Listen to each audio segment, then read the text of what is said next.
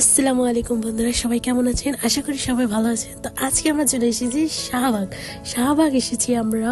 Main উদ্দেশ্য ছিল আমাদের বইমেলায় যাওয়ার, কিন্তু বইমেলায় যাওয়ার পথে দেখে নিলাম একটা ফলের দোকান। ঢাকা শহরে ঐতিহাসিক অনেকই ফুলের দোকান ছিল, তো এটাও ছিল তার মধ্যে একটা অন্যতম। তো এখানে আসার সাথে সাথে ফুলের এত ঘেরান ছিল যে আমি নিজেকে আর আটকে রাখতে পারিনি। তাই আমি গিয়ে একটা হাঁটা শুরু করলাম গাড়ি থেকে নেমে। আর এখানে আমি ঘুরে ঘুরে দেখছিলাম যে কত রকম ফুল। তাই একটা দোকানে গিয়ে আমি একটু ফুলের ঘেরান নিচ্ছিলাম। লোকটা এভাবে আমার দিকে চাইছিল, মনে হয় তার ফুল নিয়ে আমি ভাগ্যে যেতেছিলাম। দেখেন কীভাবে চেয়ে আছে আমার দিকে। তো ভ্যালেন্টাইন্স ডে আমি আমার ক্যামেরাম্যানকে একটা সাদা ফুল দিয়েছিলাম। তো আমি সাদা ফুলটার নাম জানতাম না। তো আমি গিয়ে সামনে একটু হেঁটে গিয়ে একটা দোকানে গিয়ে জিজ্ঞেস করলাম, আচ্ছা ভাইয়া এই ফুলটার দাম কি?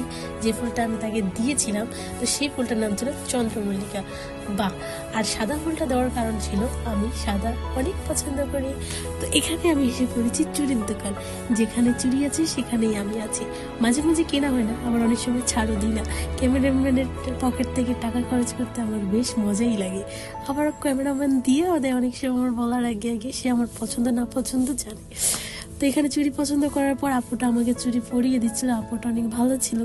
আমি পরার চেষ্টা করছিলাম, পারছিলাম না, তাই আপু বললো দেন আমি পরিয়ে দিই।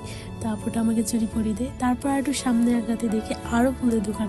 আর এখানে ছিল অনেক সাইডের দোকান, যেখানে আপনার ছোট ছোট টব, কাপড় চোপড়, বাচ্চাদের খেলনা, অনেক কিছু বিক্রি করা হয়েছিল। মানে এক কথায় ফুটপাত বলা যায়। তো এইভাবেই হাঁটতে হাঁটতে অনেকটা পথ পেরিয়ে আমরা চলে গেলাম আমাদের মেন উদ্দেশ্য বইমেলার দিকে। হাঁটতে হাঁটতে আমরা পৌঁছে গেলাম বইমেলার মেন গেটে।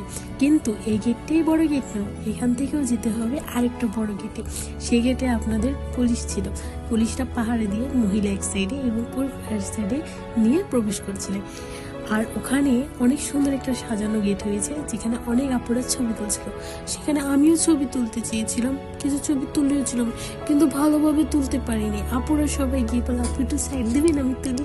তো তারা বললে আমি আর বলতে পারি না যে আপু আমি একটু তুলি, কেন জানি আমার লজ্জা করে। তো বইমেলার ভিডিওগুলো আবার পেতে হলে আপনারা আমার সাথেই থাকুন, আমার পেজেই থাকুন, আমাকে লাইক কমেন্ট শেয়ার করে দিন। টাটা বাই, আসসালামু আলাইকুম, আল্লাহ হাফিজ।